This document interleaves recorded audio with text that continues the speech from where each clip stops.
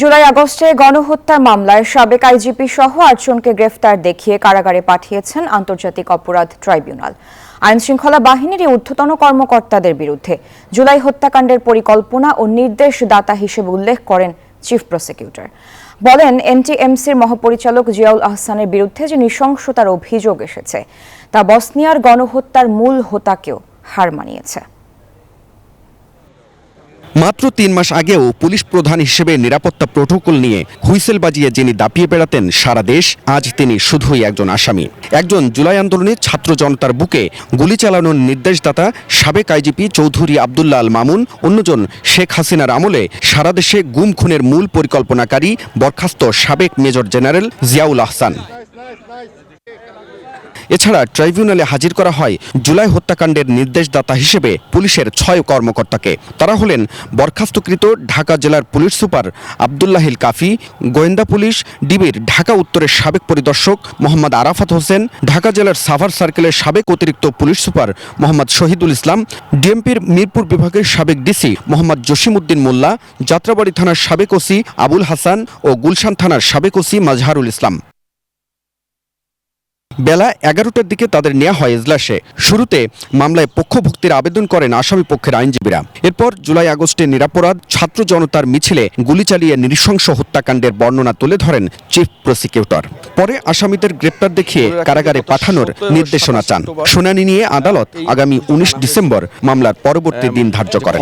গোটা বাংলাদেশ, গোটা দুনিয়া দেখবে এই বিচারটা স্বচ্ছ এবং ফেয়ার হয়েছে। সেই ধরনের এভিডেন্স প্রিপেয়ার করার জন্য আমাদের যুক্তিসঙ্গত সময় দরকার। আমরা ২ মাস চেয়েছিলাম, আদালত ১ মাস সময় দিয়েছেন এবং পরবর্তীতে কত তারিখ ১৯শে ডিসেম্বর এই মামলার পরবর্তী তারিখ নির্ধারণ করেছেন। পরে আসামি পক্ষের আইনজীবী দাবি করেন আয়নাঘরের সঙ্গে জিয়াউলের কোনো সম্পৃক্ততা ছিল না। আমাদের এই বলকানের কসাইদের মতো বাংলাদেশের কসাই হিসাবে এই জিয়াউল আহসান হত্যাকাণ্ড থেকে শুরু করে অপহরণ, নির্যাতন, গুম এগুলোর সাথে জড়িত ছিলেন। তাকে যেভাবে উপস্থাপন করা হচ্ছে এটা সম্পূর্ণ ভুলভাবে উপস্থাপন করা হচ্ছে। গত ২৭ অক্টোবর ১৭ পুলিশ কর্মকর্তার বিরুদ্ধে গ্রেপ্তারি পরোয়ানা জারি করে আন্তর্জাতিক অপরাধ ট্রাইব্যুনাল। সেই ধারাবাহিকতায় কঠোর নিরাপত্তায় ট্রাইব্যুনালে হাজির করা হয় ৮ পুলিশ কর্মকর্তাকে। হাবিবুল ইসলাম হাবিব, নিউজ 24, ঢাকা। রাজধানীর উত্তরা পূর্ব থানায় ফজলুল করিম হত্যা মামলায় সাবেক আইনমন্ত্রী আনিসুল হককে আরও ৫ দিনের রিমান্ড দিয়েছেন আদালত। বুধবার ঢাকা মেট্রোপলিটন ম্যাজিস্ট্রেট ইমরান আহমেদে আদেশ দেন। মামলার তদন্ত কর্মকর্তা মাহমুদুর রহমান ১০ দিনের রিমান্ড আবেদন করেন। শুনানি শেষে বিচারক ৫ দিনের রিমান্ড মঞ্জুর করেন। এদিকে রূপনগর থানায় করা শামীম হাওলাদার হত্যা মামলায় সাবেক এমপি আব্দুল্লাহ আল জাকুবকে ৩ দিনের রিমান্ড দিয়েছেন আদালত। এদিকে একাধিক মামলায় নতুন করে আনিসুল হক, দীপু মনি, জুনাইদ আহমেদ পলক, সালমান এফ রহমান, হাসানুল হক ইনু সহ ৮ জনকে গ্রেফতার দেখানো হয়েছে।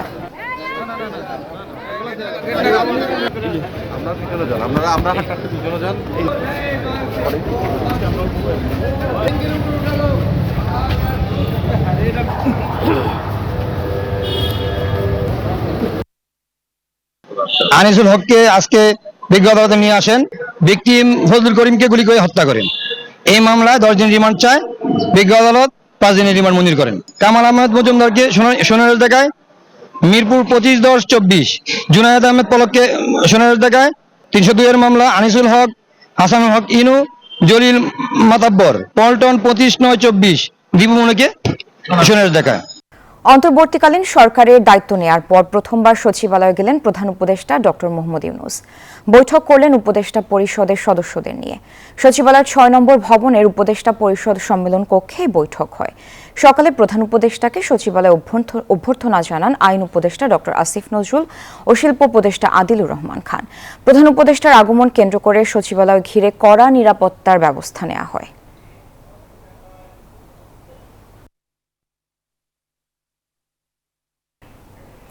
এ বিষয়ে বিস্তারিত জানাতে সচিবালয় থেকে যুক্ত হচ্ছেন সহকর্মী শাহনাজ ইয়াসমিন। ইয়াসমিন, এই বৈঠকের বিষয়ে নতুন আর কি তথ্য আছে আপনার কাছে?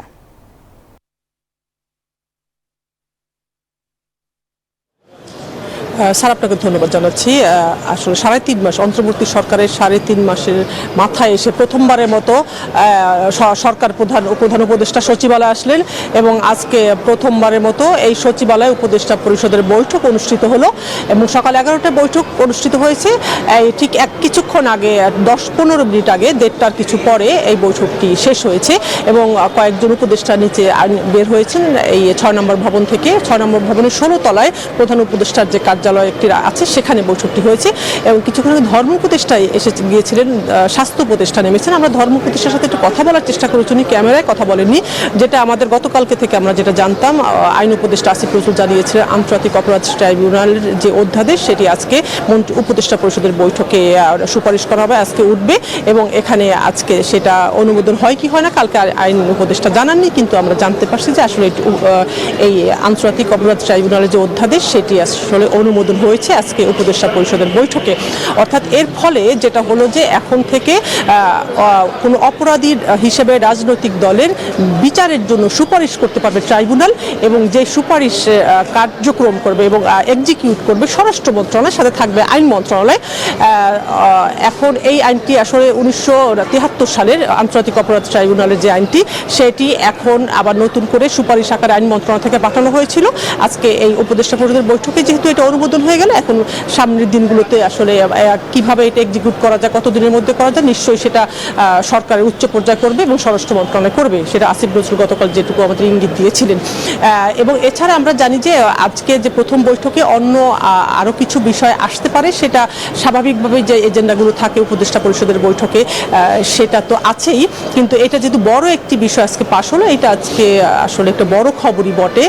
কারণ এই আমরা অপেক্ষা করছি আইন উপদেষ্টা আসিফ নজরুল নিচে নামবেন, তিনি হয়তো গণমাধ্যমের সাথে কথা বলতে পারেন, সেটার তখন নিশ্চয়ই আবার জানাতে পারবো যে আসলে কি কি আছে এই আইনে এবং এর ফলে কি পরিবর্তন আসতেছে। সারা। ইয়াসমিন, আপনাকে ধন্যবাদ। চূড়ান্ত হওয়া 10 নাম নিয়ে রাষ্ট্রপতি মোহাম্মদ শাহাবুদ্দিনের সঙ্গে সাক্ষাৎ করবেন নির্বাচন কমিশন গঠনের জন্য নবনিযুক্ত 6 সদস্যের অনুসন্ধান কমিটি। রাষ্ট্রপতির প্রেস সচিব মোহাম্মদ জয়নাল আবেদিন জানান, নবনিযুক্ত এই অনুসন্ধান কমিটির সদস্যরা আজ সন্ধ্যায় রাষ্ট্রপতির সঙ্গে সাক্ষাৎ করবেন। অনুসন্ধান কমিটির সভাপতিত্ব করবেন সুপ্রিম কোর্টের আপিল বিভাগের বিচারপতি জুবায়ের রহমান চৌধুরী। ইসি পুনর্গঠনে অনুসন্ধান কমিটির অন্যান্য সদস্যরা হলেন সুপ্রিম কোর্টের হাইকোর্ট বিভাগের বিচারপতি AKM আসাদুজ্জামান, বাংলাদেশের মহা হিসাব নিরীক্ষক ও নিয়ন্ত্রক, বাংলাদেশ সরকারি কর্ম কমিশনের চেয়ারম্যান, ঢাকা বিশ্ববিদ্যালয়ের আন্তর্জাতিক সম্পর্ক বিভাগের সাবেক অধ্যাপক ডক্টর চৌধুরী রফিকুল আবরার এবং বাংলাদেশ সরকারি কর্ম কমিশনের সাবেক চেয়ারম্যান অধ্যাপক ডক্টর জিন্নাতুন নেসা তাহমিদা বেগম।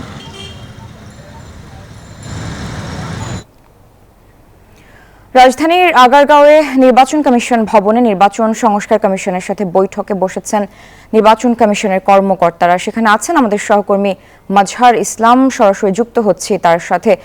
মাজহার, বৈঠকে ঠিক কি কি আলোচনা চলছে, বিস্তারিত কি তথ্য আছে আপনার কাছে?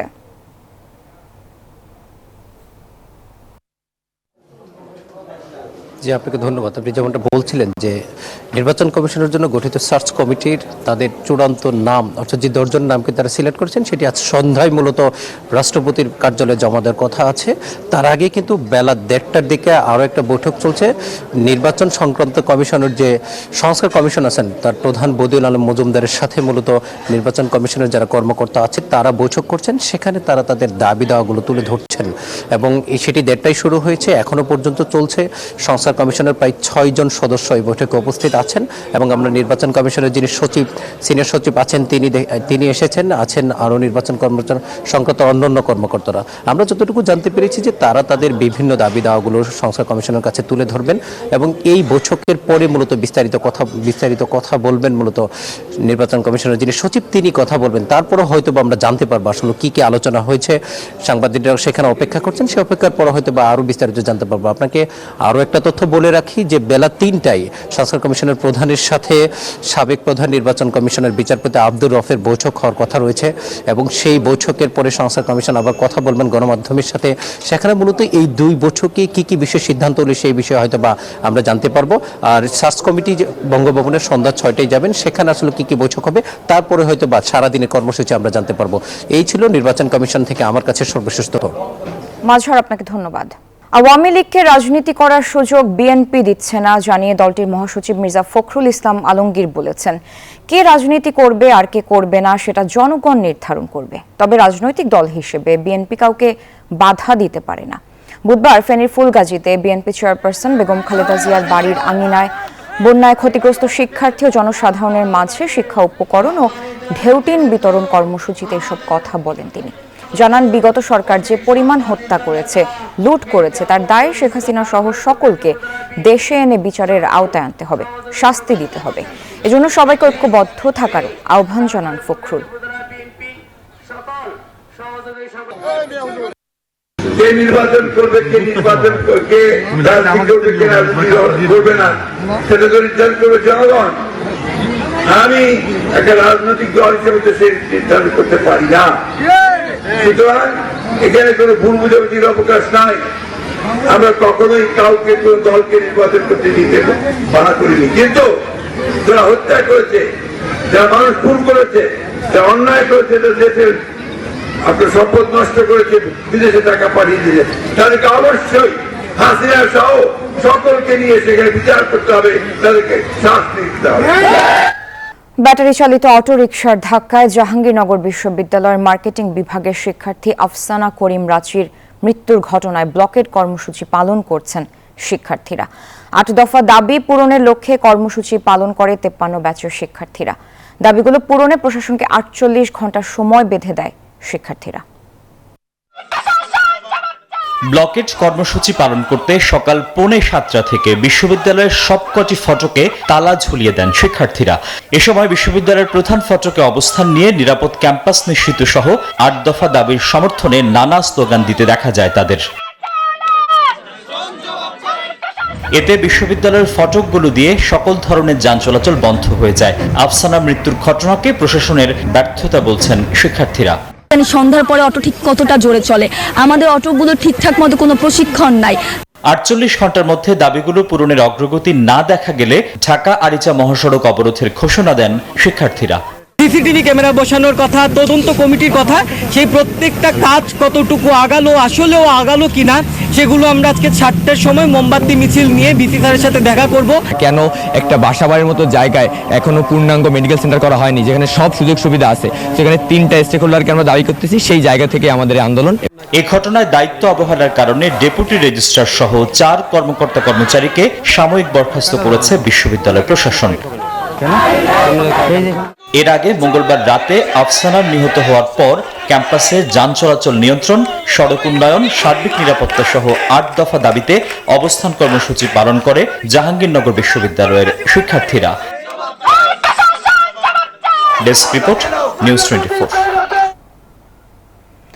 গাজীপুরের জিরানী বাজার এলাকায় বাস চাপায় এক নারী শ্রমিক নিহতের গুজবে চন্দ্রানবীনগর মহাসড়ক অবরোধ করে বিক্ষোভ করেছেন পোশাক শ্রমিকরা। তারা জানান, সকালে কারখানায় উপস্থিত হওয়ার জন্য বের হলে মহাসড়ক পারাপারের সময় বাস চাপায় এক নারী শ্রমিকের মৃত্যুর গুজব ছড়িয়ে পড়ে। এরপরই বিক্ষুব্ধ শ্রমিকরা চন্দ্রানবীনগর মহাসড়ক অবরোধ করেন। এতে মহাসড়কের 2 পাশে তীব্র যানজটের সৃষ্টি হয়, ভোগান্তিতে পড়েন যাত্রীরা।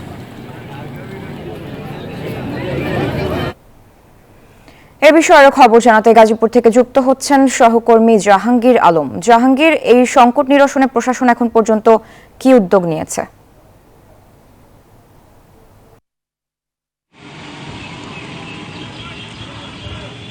সারা আমি এখন রয়েছি গাজীপুরের জিরানী বাজার এলাকায়।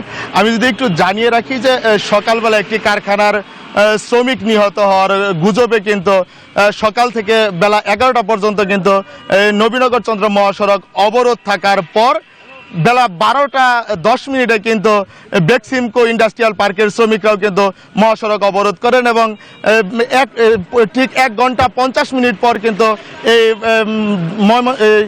মহাসড়কটি কিন্তু সচল রয়েছে এবং যান চলাচল স্বাভাবিক। আমি যদি একটু জানিয়ে রাখি যে নবীনগর চন্দ্র মহাসড়ক কিন্তু এখন যান চলাচল স্বাভাবিক রয়েছে এবং বেক্সিমকো কারখানার যে শ্রমিক রয়েছে তারা কিন্তু বকেয়া বেতনের দাবিতে এই গত 5 দিন ধরে কিন্তু তারা অবরোধ করে রেখেছিল।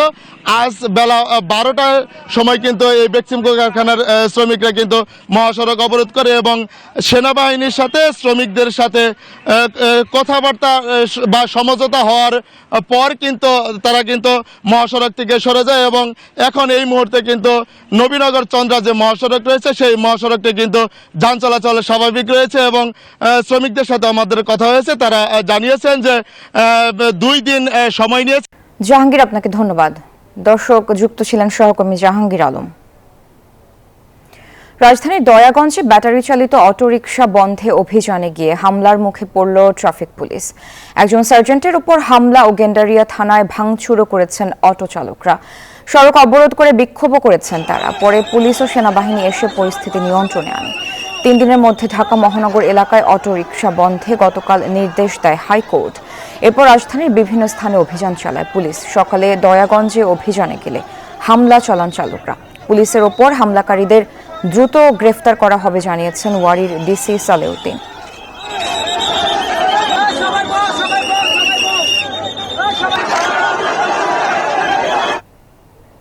দুদকের তলবে কর্ণপাত করছে না আওয়ামী লীগ সরকারের দুর্নীতিবাজরা। মন্ত্রী, এমপি সহ সংশ্লিষ্ট অন্তত অর্ধশত ব্যক্তিকে ডাকা হলেও সাড়া মেলেনি। দুদক বলছে, তলবে হাজির না হয়ে আত্মপক্ষ সমর্থনের সুযোগ হারাচ্ছে অভিযুক্তরা। ফলে দুর্নীতিবাজদের বিরুদ্ধে মামলা করতে দুদকের আইনি কোনো বাধা থাকবে না বলে মনে করেন বিশেষজ্ঞরা। সারা বাংলাদেশে আস্তে আস্তে বিদ্যুতের কারণে পরিবর্তন। টানা 9 বছর ধরে বিদ্যুৎ ও জ্বালানি মন্ত্রণালয়ের একচ্ছত্র নিয়ন্ত্রণ ছিল সাবেক প্রতিমন্ত্রী নসরুল হামিদ বিপুর। বিদ্যুৎ খাত থেকে 2 হাতে হরিলুট করে হাজার কোটি টাকা বিদেশে পাচার করেছেন বলে দুদকের কাছে অভিযোগ রয়েছে। এসব অভিযোগের ভিত্তিতে গেল 2 সেপ্টেম্বর তলব করেছিল তাকে, কিন্তু হাসিনা সরকারের পলাতক এই প্রতিমন্ত্রী দুদকের ডাকে সাড়া দেননি। ধীর গতি হয়েছিল। একইভাবে শরীফ আহমেদের বিরুদ্ধে গৃহায়ন ও গণপূর্ত প্রতিমন্ত্রী থাকাকালে দুর্নীতির মাধ্যমে অর্থ আত্মসাৎ ও বিদেশে সম্পদ পাচারের অনুসন্ধান চলছে। গত 30 অক্টোবর তাকে হাজির হয়ে বক্তব্য দেওয়ার জন্য নোটিশ করা হয়, তবে তিনিও আসেননি। দুদকের তথ্য বলছে, গত আওয়ামী সরকারের 2 ডজনেরও বেশি মন্ত্রী, এমপি সহ সংশ্লিষ্টদের বিরুদ্ধে দুর্নীতির প্রাথমিক প্রমাণ মেলায় দুদকে ডাকা হয়, কিন্তু তারা কেউ আসেননি। তলবে না আসার ফলে তাদের দুর্নীতির বিষয়ে বক্তব্য নেই বলে ধরে নিবে সংস্থাটি। দুদকে অনুসন্ধানকারী কর্মকর্তা তার শুনানির জন্য উপস্থাপনের জন্য চিঠিপত্র প্রেরণ করেন। সেই মোতাবেক তার বক্তব্য অথবা তার অভিযোগ সংশ্লিষ্ট বিষয়ে তার বক্তব্য শোনা হয়। তারপরে উনি না আসেন, সেক্ষেত্রে ধরে নেওয়া হয় যে অভিযোগ সংশ্লিষ্ট বিষয়ে তার কোনো বক্তব্য নেই। দুদকের আইন বিভাগের সাবেক মহাপরিচালক মনে করেন, তলবে না আসা ব্যক্তিদের বিরুদ্ধে দুর্নীতির প্রমাণ থাকলে মামলা করতে পারে দুদক। কালে ডাকে, তাহলে সেই ব্যক্তি যদি হাজির না হয় তাহলে সেই মামলায় তাকে গ্রেপ্তার করতে পারবে, গ্রেপ্তার করে তার বক্তব্য নিতে পারবে, রিমান্ডে নিতে পারবে, রিমান্ডে নিয়ে তার বক্তব্য নিতে পারবে। কাজে সেই ব্যক্তি হাজির হওয়াটা হচ্ছে তার নিজের বিষয়টা পরিষ্কার করা। সংস্থাটি জানিয়েছে, নতুন চেয়ারম্যান কমিশনার নিয়োগ হলে অভিযুক্তদের বিরুদ্ধে ব্যবস্থা নেবে তারা। তাসলিম তৌহিদ, নিউজ 24, ঢাকা। কুইক রেন্টালের আড়ালে রাষ্ট্রের হাজার হাজার কোটি টাকা হাতিয়ে নিয়েছে দেশের একটি চক্র। ক্যাপাসিটি চার্জের নামে হাতিয়ে নিয়েছে 29,000 কোটি টাকা। সব মিলে গত 15 বছরে বেসরকারি বিদ্যুৎ কেন্দ্রগুলোকে 1,06,000 কোটি টাকার বেশি ক্যাপাসিটি চার্জ দিয়েছে বিগত সরকার, যার বড় অংশ পাচার হয়েছে বিদেশে। বিশেষজ্ঞরা বলছেন, দেশের টাকা লুটপাট করতেই বিনা টেন্ডারে পছন্দের প্রতিষ্ঠানকে বিদ্যুৎ কেন্দ্র দিয়ে ব্যবসা করার সুযোগ করে দিয়েছিল আওয়ামী সরকার। এসব বিদ্যুৎ কেন্দ্রের মেয়াদ আর না বাড়ানোর পরামর্শ বিশ্লেষকদের। রিয়াজ সুমনের প্রতিবেদনে দেখুন বিস্তারিত। জরুরি ভিত্তিতে বিদ্যুতের ঘাটতি মেটাতে রেন্টাল, কুইক রেন্টাল বা ভাড়া ভিত্তিক বিদ্যুৎ কেন্দ্র চালু করে বিগত আওয়ামী লীগ সরকার। 2010 সালে বিনা টেন্ডারে দায়মুক্তি আইন করে এসব বিদ্যুৎ কেন্দ্রের লাইসেন্স দেওয়া হয়। 3 বছরের জন্য লাইসেন্স দেওয়া হলেও দফায় দফায় মেয়াদ বাড়িয়ে কোনোটি চলেছে 10 বছর পর্যন্ত। এর মধ্যে এখনও চালু আছে কয়েকটি ভাড়াভিত্তিক বিদ্যুৎ কেন্দ্র। এসব বিদ্যুৎ কেন্দ্রের উৎপাদন খরচ বেশি, পাশাপাশি ক্যাপাসিটি চার্জও নির্ধারণ করা হয় অতি উচ্চ হারে। এইসব পাওয়ার প্ল্যান্টের আমরা ব্যবহার করেছি 30 ভাগ, কিন্তু আমরা 100 ভাগ পুরা ক্যাপাসিটি চার্জ দিয়েছি। তাহলে 70 ভাগ এটা একেবারে অপচয় আমরা ধরতে পারি। তথ্য বলছে গত 15 বছরে বেসরকারি বিদ্যুৎ কেন্দ্রগুলোকে 1,06,000 কোটি টাকার বেশি ক্যাপাসিটি চার্জ দেওয়া হয়েছে। এর মধ্যে 32টি রেন্টাল বিদ্যুৎ কেন্দ্রকে ক্যাপাসিটি চার্জ বাবদ দেওয়া হয়েছে 29,000 কোটি টাকা। সবচেয়ে বেশি ক্যাপাসিটি চার্জ নিয়েছে অ্যাগ্রিকো ইন্টারন্যাশনাল, কেফিসিএল, সামিট সহ 10টি প্রতিষ্ঠান। শুধু তাই নয়, আওয়ামী সরকার বিনা দরপত্রে প্রতিযোগিতা ছাড়াই সামিট, ওরিয়ন, দেশ এনার্জি, ডোরিন পাওয়ার, ইউনাইটেড এনার্জি প্যাক সহ 72টি রেন্টাল ও ইন্ডিপেন্ডেন্ট পাওয়ার প্রডিউসার কেন্দ্রের অনুমোদন দেয়। যাকে খুশি তাকে বিনিয়োগ করার সুযোগ দেওয়া হয়েছে এবং তারা যত খুশি তত বিনিয়োগ করেছে, যত খুশি তত ব্যয় দেখিয়েছে এবং বেশি বেশি মুনাফা করেছে। যারা দায়ী ওদেরকেও একটা কোনো না কোনো একটা পানিশমেন্ট দিতে হবে, সেটা আমি জানি না কিভাবে। তাদের স্থানীয় বাড়ি ঘর দুয়ার সহায় সম্পত্তি যা কিছু আছে ব্যাংক ট্যাঙ্ক ফ্রিজ করে ফেলা হচ্ছে, তাদের বিরুদ্ধে হুলিয়া জারি করে দেওয়া হচ্ছে, রেড অ্যালার্ট দিয়ে দেওয়া হচ্ছে ইন্টারপোলে। চলমান অর্থনৈতিক চ্যালেঞ্জ বিবেচনায় এসব বিদ্যুৎ কেন্দ্রগুলোকে বসিয়ে বসিয়ে ভাড়া দেয়া অর্থনীতির জন্য বড় বিপর্যয়ের কারণ হতে পারে বলে মনে করেন এই অর্থনীতিবিদ। বাড়তি এক্সেস ক্যাপাসিটিতে যাওয়া, উচ্চ মূল্যে বিদ্যুৎ কেনার জন্য কন্ট্রাক্ট করা, ক্যাপাসিটি পেমেন্টের মতো ক্লজ থাকা এবং উচ্চ মূল্যের জ্বালানি ব্যবহারের দিকে ঝুঁকে পড়া, এই সব কিছু মিলে যেটা হয়েছে যে বিদ্যুৎ খাতে এক ধরনের আনসাস্টেইনেবল একটা সিচুয়েশন তৈরি হয়েছে। এদিকে নতুন করে রেন্টাল কুইক রেন্টাল চুক্তি নবায়ন না করার ঘোষণা দিয়েছে অন্তর্বর্তী সরকারের জ্বালানি বিভাগ। রিয়াদ সুমন, নিউজ 24, ঢাকা। শেখ হাসিনার প্রতিটি প্রেস কনফারেন্স প্রমাণ ধরে কোন সাংবাদিকের ভূমিকা কেমন ছিল সেটা ধরে পদক্ষেপ নেবে সরকার, জানিয়েছেন প্রধান উপদেষ্টার প্রেস সচিব শফিকুল আলম। বুধবার দুপুরে রাজধানীতে সাংবাদিকদের এ কথা জানান তিনি বলেন, গণমাধ্যমে গত 16 বছর কার কি ভূমিকা ছিল তা নিয়ে গবেষণা প্রয়োজন। গত নির্বাচনগুলোকে কারা বৈধতা দিয়েছে দেখতে হবে।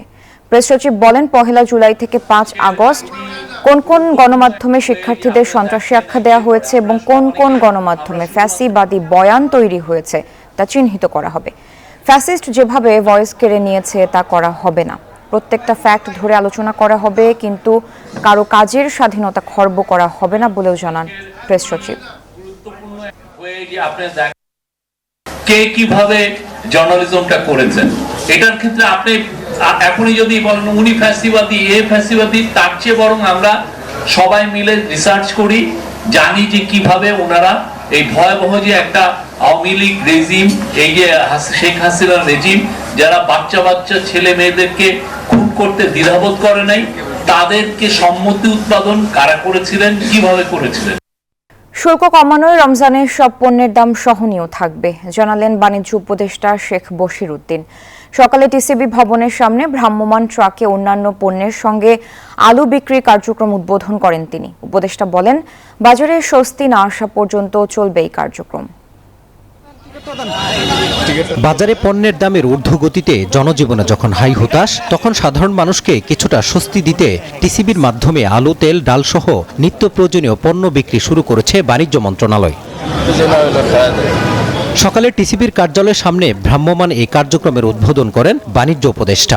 জানান, বাজার সহনীয় রাখতে বিভিন্ন পণ্যে আমদানি শুল্ক কমানো হয়েছে। কেউ যেন পণ্য মজুত করে বাজারে অস্থিরতা তৈরি করতে না পারে, সেজন্য টিসিবির কার্যক্রম আরও বাড়ানোর পাশাপাশি মজুতদারদের বিরুদ্ধে শাস্তিমূলক ব্যবস্থা নেওয়া হবে। আমরা বাজারে সরবরাহটাকে যদি আরো সহজ করতে পারি এবং পরিমাণগতভাবে বৃদ্ধি করতে পারি, তাহলে মূল্যের একটা স্থিতিশীলতা অতি দ্রুত আসবে বলে আশা করি। উপদেষ্টা বলেন, পণ্য আমদানিতে ভারত, পাকিস্তান, চীন দেখা হবে না। সব দেশের সঙ্গে উদার বাণিজ্য নীতি অব্যাহত রাখবে সরকার। আমার কর্মকাণ্ড রাজনৈতিক না, আমার কর্মকাণ্ড হচ্ছে পরিপূর্ণভাবে বাণিজ্যিক।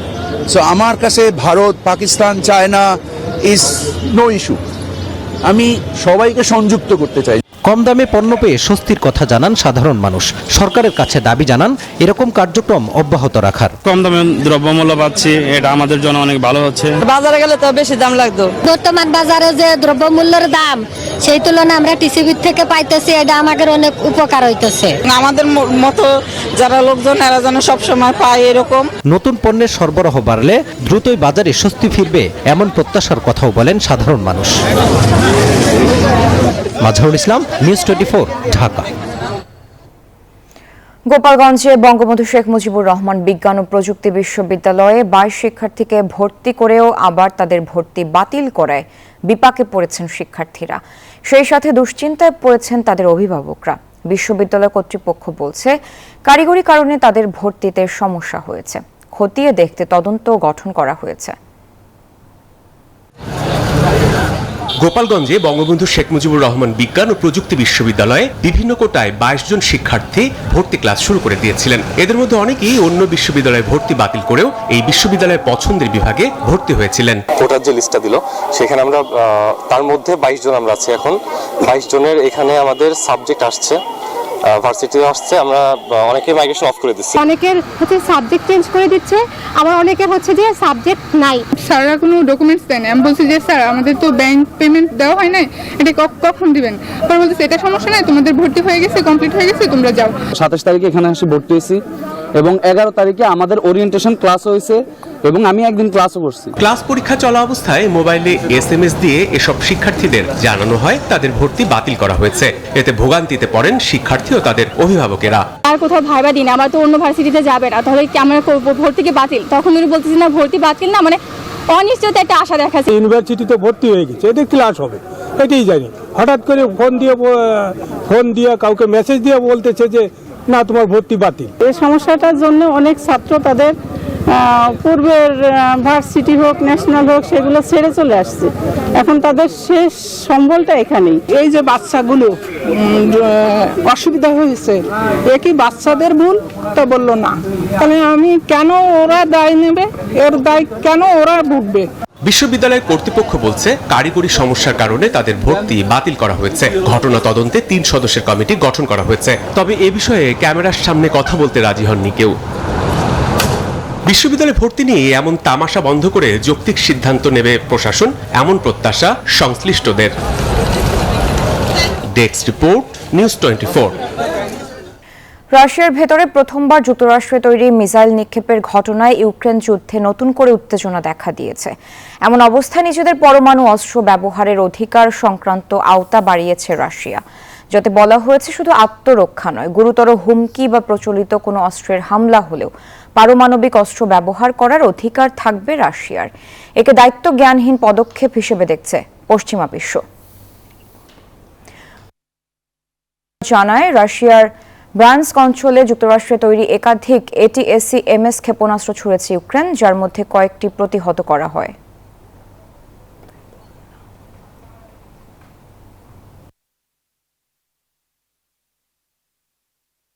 অবকাঠামো উন্নয়ন করে নারীদের BPL আয়োজনের কথা ভাবছে বিসিবি। এদিকে নারীদের বয়স ভিত্তিক ক্রিকেট নিয়ে কাজ করার কথা জানান বিসিবি পরিচালক নাজমুল আবেদিন ফাহিম। প্রথমবারের মতো কোনো দ্বিপক্ষীয় নারী সিরিজের জন্য স্পন্সর পেয়েছে বাংলাদেশ ক্রিকেট বোর্ড। বাংলাদেশ বনাম আয়ারল্যান্ড সিরিজের টাইটেল স্পন্সর হিসেবে যুক্ত হয়েছে স্কয়ার গ্রুপের পণ্য সেনোরা এবং পাওয়ার বাই রুচি।